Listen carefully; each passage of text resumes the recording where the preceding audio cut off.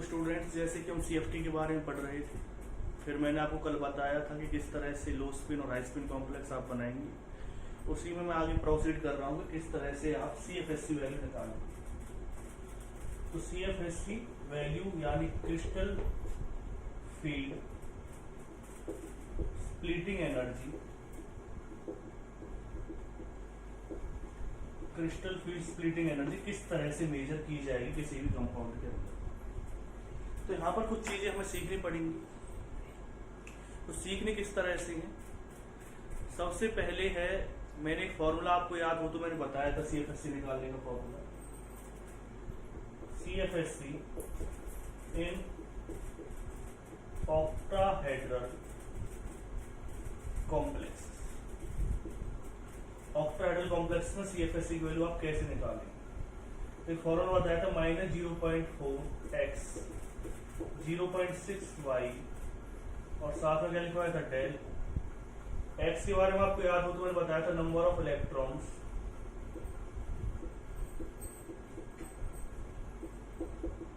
इन T2G और y के बारे में क्या बताया था number of electrons in EG।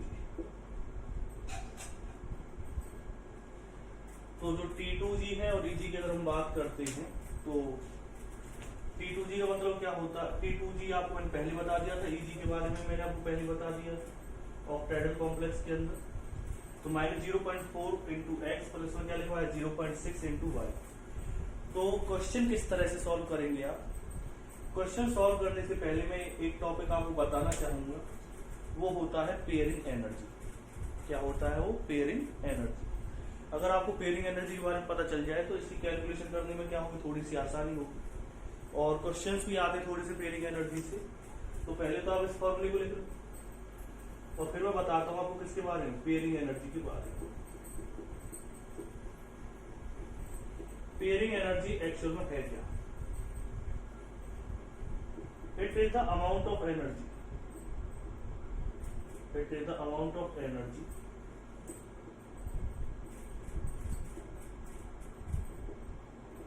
which is required to pair up the electrons in a same orbital। it is the minimum और लिख लेना, it is the minimum amount of energy which is required to pair up the electrons in a same orbital। यानी कि जैसे कि दो जो electrons है वो अलग अलग ऑर्बिटल्स में है, तो हम उन्हें पेयरिंग एनर्जी प्रोवाइड करवा करके सेम ऑर्बिटल के अंदर क्या करने की कोशिश करते हैं, पेयर्ड अप करने की कोशिश करते हैं। तो जो एनर्जी उसे देनी पड़ती है उसे क्या कहेंगे आप, पेयरिंग एनर्जी कहेंगे। इट इज रिप्रेजेंटेड बाई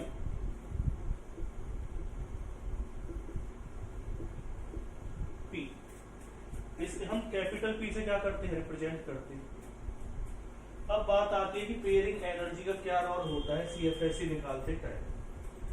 देखो हाई स्पिन कॉम्प्लेक्स के अंदर तो पेयरिंग एनर्जी को इतनी रिक्वायरमेंट हमें नहीं होती, लेकिन अगर कोई लो स्पिन कॉम्प्लेक्स आपको दे रखा है तो वहां कहीं ना कहीं हमें किसी जरूरत पड़ेगी, पेयरिंग एनर्जी जरूरत पड़ेगी।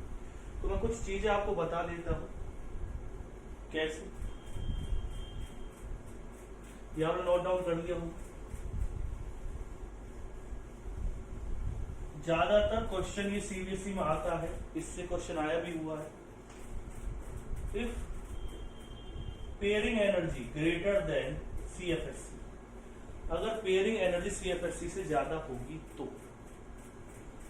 तो क्या होगा, सीधी सी बात, अगर पेयरिंग एनर्जी CFSC से ज्यादा होगी तो जितनी एनर्जी प्रोड्यूस हो रही है, जितनी एनर्जी प्रोड्यूस हो रही है, यानी CFSC के थ्रू एनर्जी प्रोड्यूस होती है किसमें, क्रिस्टल फील्ड स्प्लिटिंग के थ्रू ही एनर्जी प्रोड्यूस होती है जब कोई भी कॉम्प्लेक्स फॉर्म होता है तब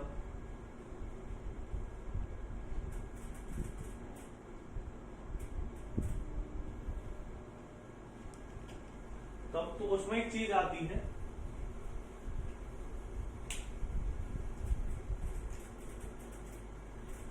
कि जब एनर्जी इसके थ्रू फॉर्म हो रही है, किसके थ्रू, CFSC के थ्रू एनर्जी फॉर्म होती है, लेकिन पेयरिंग एनर्जी अगर ज्यादा है, यानी कि इलेक्ट्रॉन को पेयर करने के लिए जो एनर्जी देनी पड़ रही है वो अगर ज्यादा है, तो सीधा सा फर्क उसका किस पे पड़ेगा, उसका सीधा फर्क इस पे पड़ेगा कि वो इलेक्ट्रॉन्स पेयर नहीं होंगे, क्योंकि एनर्जी पेयर करने के लिए आपको ज्यादा एनर्जी चाहिए, लेकिन एनर्जी प्रोड्यूस क्या हो रही है, बहुत कम हो रही है। तो इसका मतलब ये आएगा कि जो एनर्जी, जो इलेक्ट्रॉन्स आपको दे रखे हैं वो इजीली पेयर नहीं होंगे। तो कैसा कॉम्प्लेक्स ज्यादा बनने की चांस होंगे, हाई स्पिन कॉम्प्लेक्स बनने की चांस ज्यादा होंगे।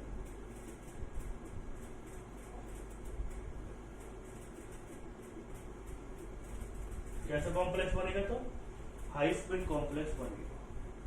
लेकिन अगर CFSC की वैल्यू पेयरिंग एनर्जी से ज्यादा हो जाए, तो सीधी सी बात है जो एनर्जी प्रोड्यूस हो रही है किसी भी कॉम्प्लेक्स को बनते टाइम, वो पेयरिंग एनर्जी से क्या है, ज्यादा। तो उसे इतनी एनर्जी मिल रही है कॉम्प्लेक्स को कि इलेक्ट्रॉन्स क्या हो जाए, पेयर्ड अप हो जाए। तो कौन सी कॉम्प्लेक्स बनने की ज्यादा चांस रहते हैं, लो स्पिन कॉम्प्लेक्स इस फॉर्म। और तीसरा क्या है कि अगर दोनों बराबर ही हो जाए तो इक्वल चांस रहेंगे, equal chance for the formation of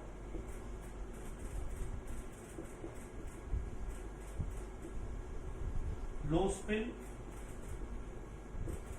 and high spin complex.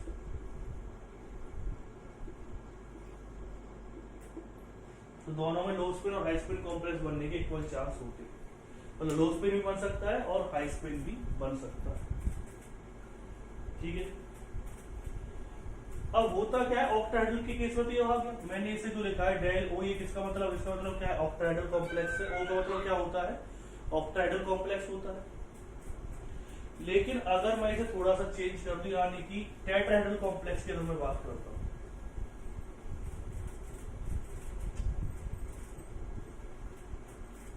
in case of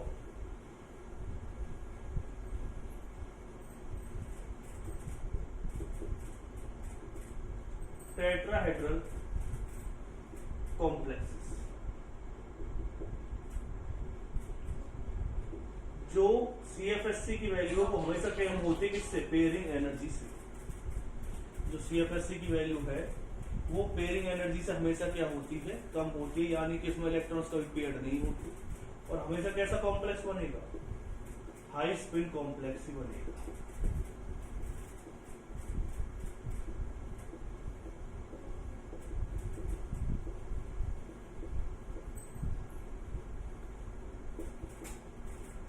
दूसरा क्या है, डेल टी का मतलब क्या है, CFSC फॉर टेट्राहेड्रल कॉम्प्लेक्स।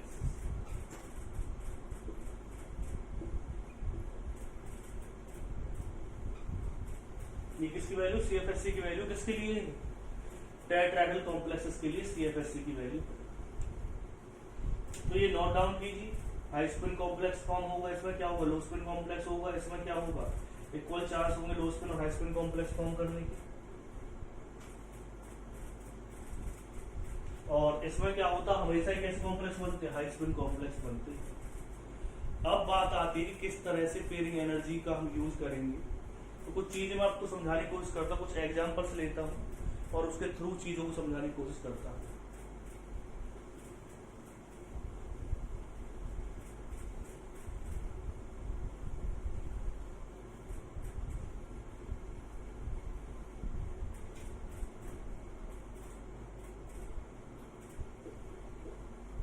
जैसे कॉम्प्लेक्स लिया हमने,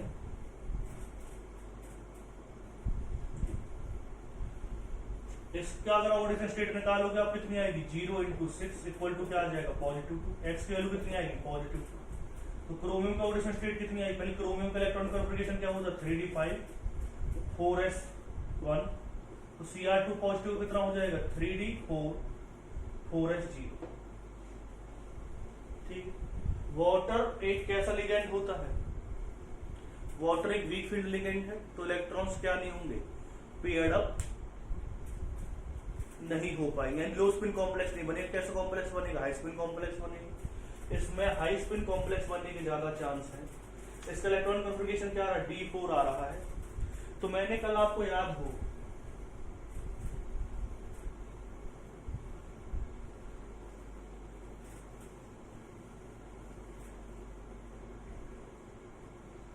आपको याद हो तो मैंने एक चीज आपको बताई थी कि किस तरह से हम इलेक्ट्रॉन्स भरते हैं। जैसे D4 है और हाई स्पिन है, तो कैसे इलेक्ट्रॉन भरेंगे? यहाँ पे नीचे कौन सी ऑर्बिटल आएगी? T2G, और ऊपर कौन सी ऑर्बिटल आएगी? EG।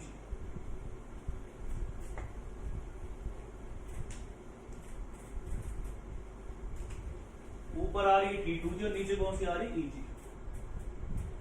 तो अब इलेक्ट्रॉन्स को कैसे भरते हैं हाई स्पीड में? सिंगल सिंगल सिंगल सिंगल, ऐसे इलेक्ट्रॉन्स को आप भरेंगे। फॉर्मूला मैंने अभी आपको बताया ही था CFSC निकालने का। क्या फॉर्मूला बताया था? -0.4 इंटू क्या आ जाएगा 3, 0.6 इंटू क्या आ जाएगा 1, वैल्यू क्या आ जाएगी -1.0.6, वैल्यू क्या आएगी इसकी? और साइड में क्या लिखवाया था मैंने? Del 0.6 del. तो ये फॉर्मूला इसका आएगा। ठीक है, जिसे नोट डाउन कर।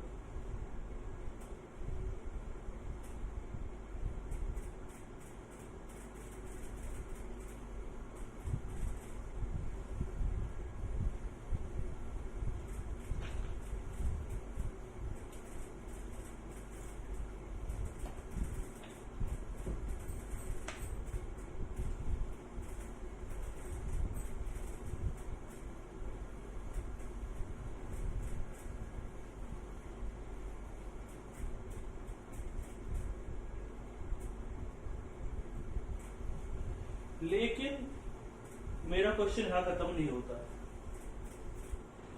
क्वेश्चन थोड़ा सा अलग तरह से। क्वेश्चन क्या है? क्वेश्चन इसमें दे रखा है, मैंने 0.6 डेल ओ दे रखा है। अगर ये D4 हाई स्पिन होता, लो स्पिन होता, याद रखना जो पॉइंट मैं आपके सामने क्लियर कर रहा हूं, D4 अगर लो स्पिन होता, लेट कर रहा हूं मैं इसमें, तो इलेक्ट्रॉन्स कैसे फिल किए जाते?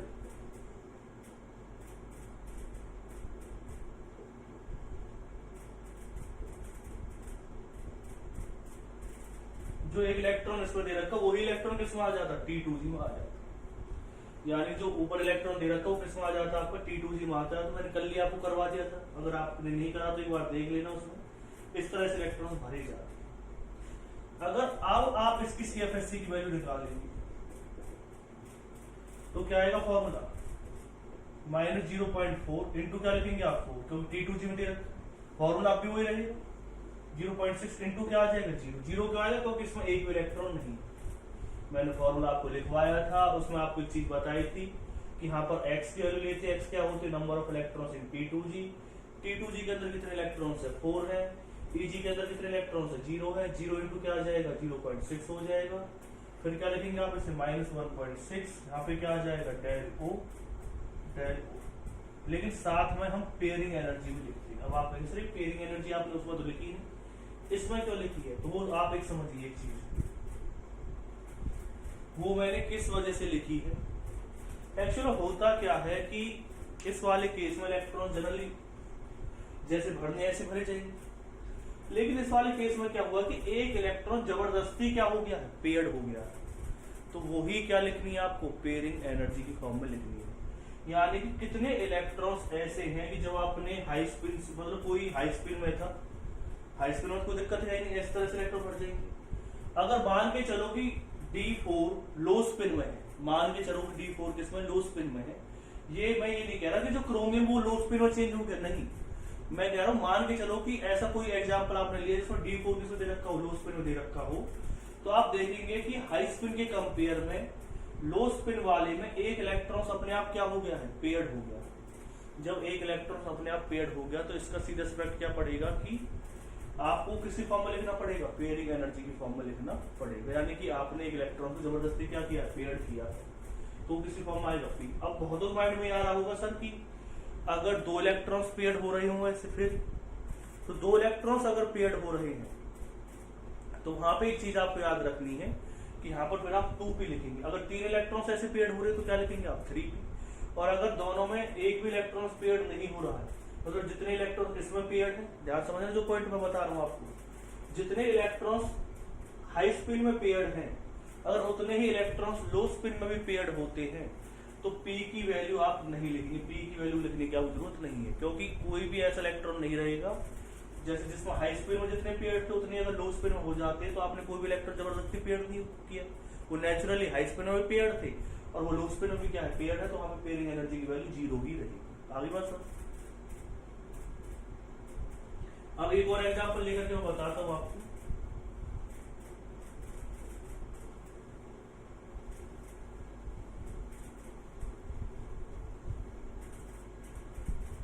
मान के चलिए कोई एग्जांपल लिया आपने जिसमें D5 है, किसमें है लो स्पिन में, और एक एग्जांपल है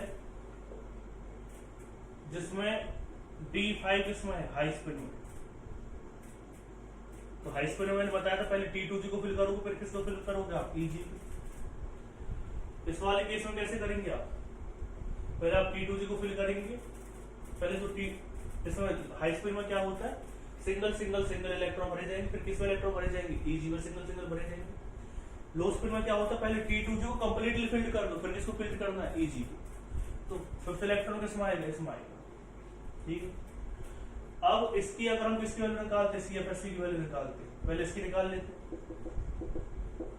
क्या आएगी G -0.4 इंटू 5 सॉरी 3, फिर क्या आएगा 0.6 इंटू क्या लिख दोगे आप 2, और बाहर क्या आ जाएगा 10, तो इसकी वैल्यू क्या आ जाएगी 0। ठीक है, इसकी वैल्यू अगर आप निकालते हैं -0.5 इंटू क्या आ जाएगा -0.4 इंटू क्या आएगा 5, 0.6 इंटू क्या आ जाएगा 0, बाहर क्या आएगा 10, साथ में कितने पे लिखने पड़ेंगे आपको 2p। अब आप इनसे 2p कहां से आएंगे, तो कितने इलेक्ट्रॉन पेयर किए गए इसमें, वहां पर एक भी इलेक्ट्रॉन पेयर नहीं है, लेकिन यहाँ पर जबरदस्ती कितने इलेक्ट्रॉन पेयर किए गए 2। तो इसका मतलब ये हुआ कि आपने कितने इलेक्ट्रॉन एक्स्ट्रा पेयर किए 2, तो क्या लेना पड़ेगा 2, वो क्या आएगी -2.0 डेल और साथ में क्या आ जाएगा 2। ठीक है, अब बात करते हैं किसकी,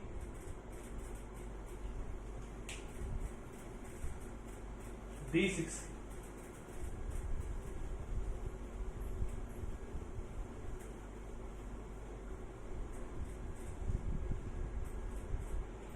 अगर मान चलो यहाँ पे D6 दे रखा है,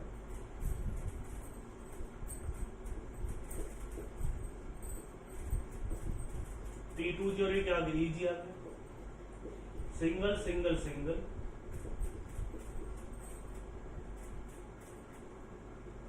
लो स्पिन में क्या होता है पहले T2G को भरोगे, और इसके अगर हम क्या लेते D6 हाई स्पिन में है तब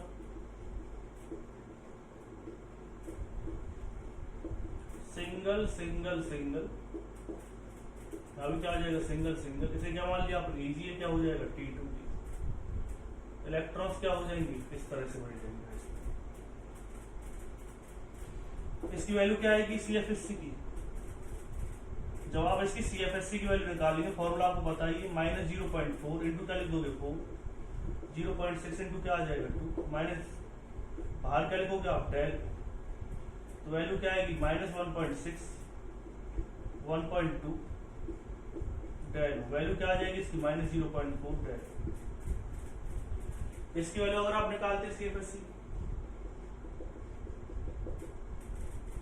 -0.4 इंटू 6, 0.6 इंटू क्या आ जाएगा 0 डेल, -2.4 डेल। लेकिन यहाँ पर पेयरिंग एनर्जी की वैल्यू अब देखो, यहाँ पर एक इलेक्ट्रॉन ऑलरेडी पेयर्ड है, तो आपने जबरदस्ती कितने इलेक्ट्रॉन पेयर्ड करें 2 और करें, तो यहाँ पर वैल्यू क्या आएगी 2p आएगी, 3p नहीं आएगी, क्योंकि यहाँ पर एक इलेक्ट्रॉन ऑलरेडी पेयर्ड है, तो उसे तो हम क्या मान चलेंगे भाई इसमें भी एक पेयर्ड को तो हम नेग्लेक्ट ही कर देंगे, लेकिन 2 एक्स्ट्रा इसमें पेयर्ड हुए, उसमें सिर्फ कितना पेयर्ड है एक पेयर्ड है, तो इसमें वैल्यू क्या आएगी इसकी 2p आप यहाँ पर पे लिखिए। तो ये पॉइंट अब आपकी समझ में आ गया होगा कि किस तरह से आप CFSC की वैल्यू निकालते हैं, क्रिस्टल फील्ड स्प्लिटिंग एनर्जी की वैल्यू निकालते हैं हाई स्पिन और लो स्पिन कॉम्प्लेक्स के केसेस में। और की भी निकाल के देखना, आप कोशिश करना D7 D8 D9 D10 की, तो आपको और चीजें समझ में आ जाएंगी, आपको पता चल गया होगा कि पेयरिंग एनर्जी का क्या यूज होता है इसमें।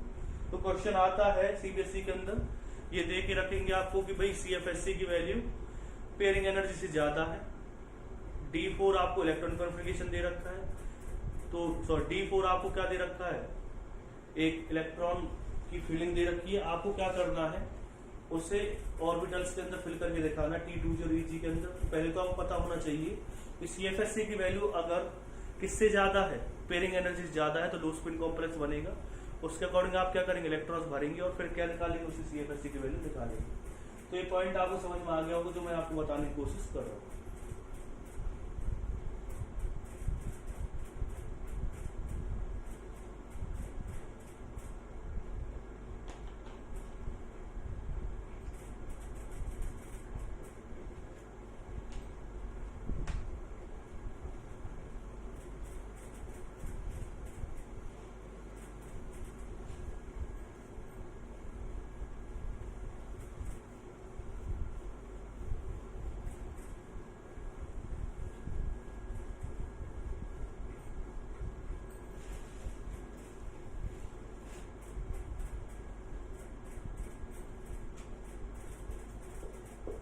नेक्स्ट वन आप करने वाले John Teller distortion.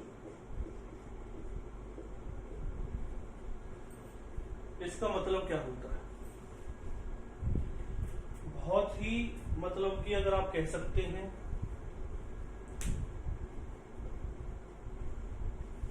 Important topic कह लीजिए आप, या फिर इसे समझने में ज्यादा थ्योरी वाला पोर्शन ज्यादा आएगा। मतलब कि मेरा समझने का काम, मेरा समझाने का काम ज्यादा रहेगा और आपका समझने का काम क्या रहेगा, कम रहेगा। तो कैसे, मैं आपको कोशिश करता हूं इसे एक्सप्लेन करने की। जब अनसिमेट्रिकल फिलिंग होती है इलेक्ट्रॉन्स की इन ईजी या T2G ऑर्बिटल, पहले एक बात समझाने की कोशिश करता हूं मैं इस तरह से। आपने D4 को हाई स्पिन में फिल किया, ठीक है, कोई दिक्कत नहीं है। आपने यहां पे क्या लिया, T2G, यहां पर क्या आ गया, EG। जब आपने इलेक्ट्रॉन्स भरे थे, यहां पे सिंगल आए, यहां भी सिंगल आए, यहां भी सिंगल आए, यहां भी क्या आ गया, तो हो क्या रहा है इसमें, अनसिमेट्रिकल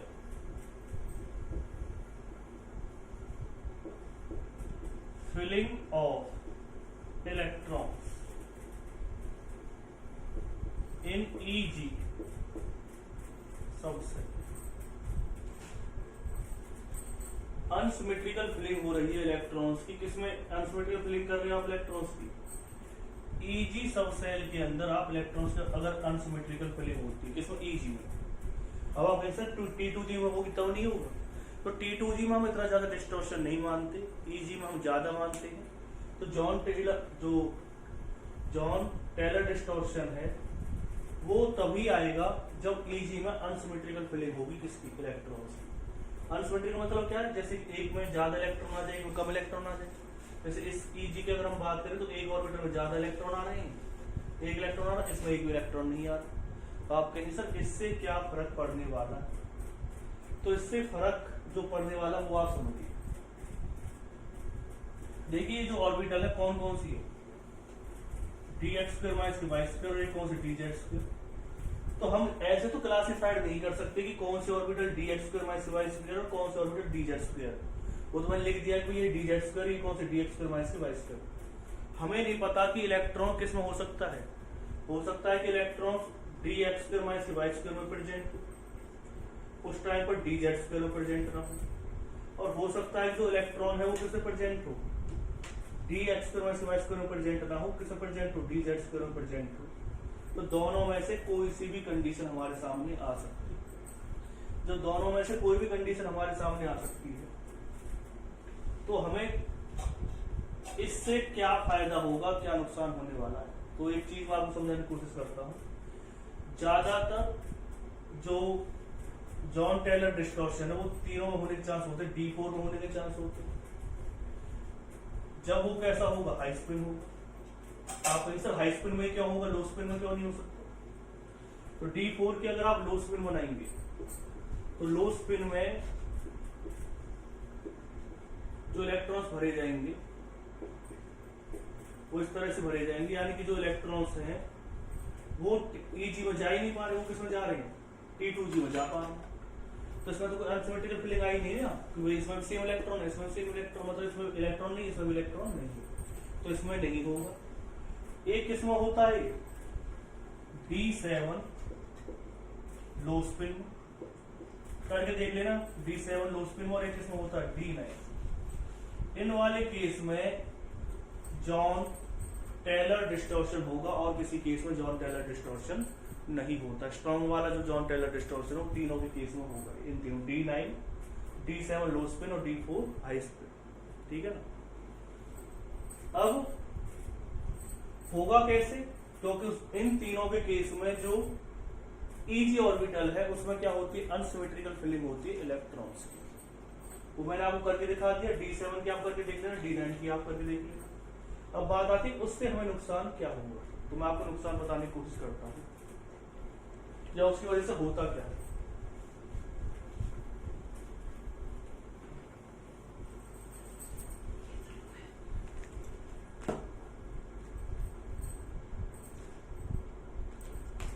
मान के चलिए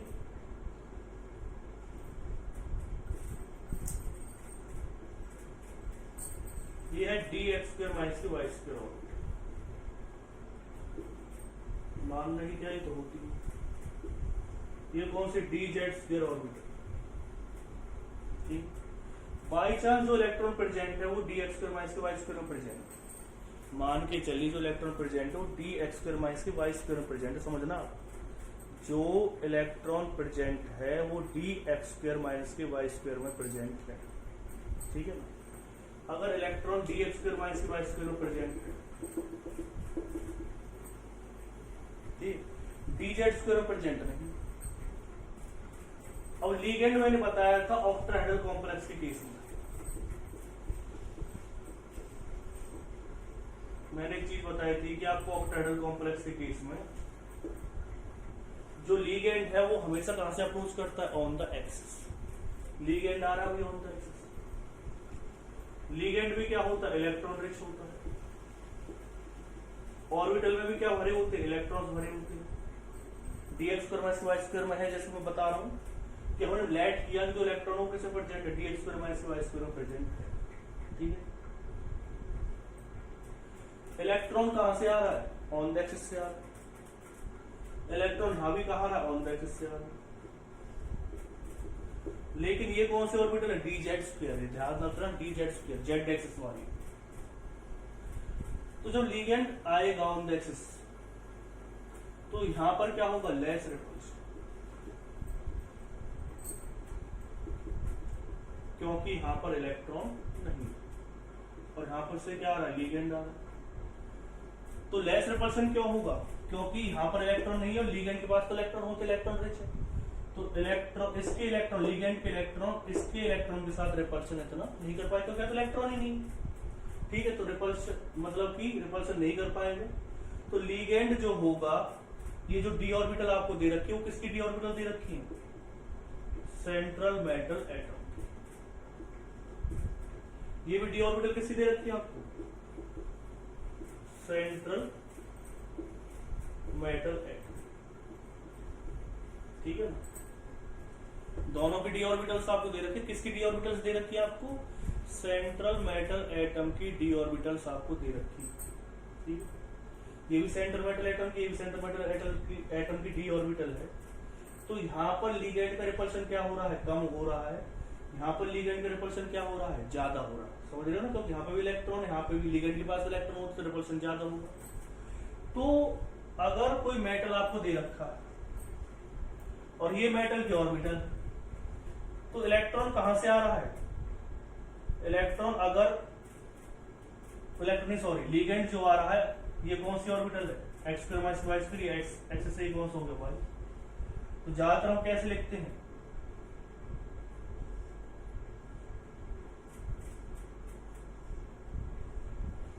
ऐसे होता है ना। तो एक बात ये बताइए आप, ये x और y ऑर्बिटल दे रखी है, लिगेंड कहां से आ रहा है, ऑन द एक्सिस से आ रहा है, तो रिपल्शन क्या होगा, ज्यादा होगा, और जो लिगेंड है वो कहां रुक जाएगा, दूर ही रुक जाएगा, क्योंकि लिगेंड मेटल की जो ऑर्बिटल दे रखी है, ये ऑर्बिटल दे रखी है, इसके साथ क्या करेगा, रिपल्शन करेगा और वो दूर रुक जाएगा, क्योंकि अगर जितना पास आएगा उतना रिपल्शन क्या होगा, ज्यादा होगा।